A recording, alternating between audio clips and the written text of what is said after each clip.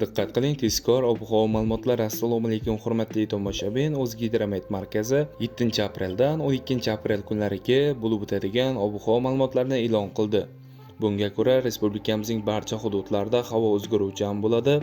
Qoraqalpog'iston Respublikasi, Xorazm, Buxoro, Navoiy viloyatlarida 7-aprel kunlari ba'zi joylarda qisqa muddatli yomg'ir yog'ishi kutilmoqda. Qolgan kunlar esa yog'ingarchiliklar kutilmaydi.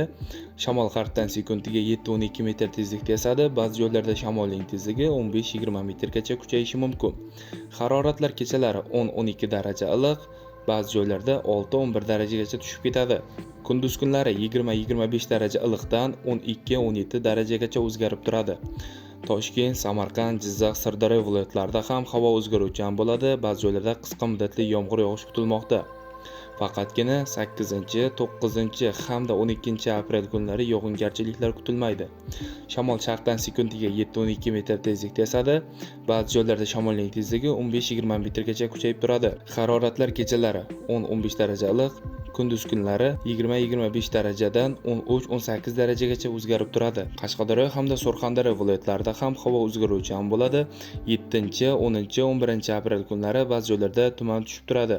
Momaqaldiroq bo'lishi mumkin, ba'zi joylarda yomg'ir ham yog'adi. Shamol g'arbdan sekundiga 7-12 metr tezlikda esadi. Haroratlar kechalari 10-15 daraja iliq, 8-12-aprel kunlari esa 8-13 daraja iliq bo'ladi. Kunduz kunlari 24-29 darajadan 13-18 darajaga o'zgarib turadi.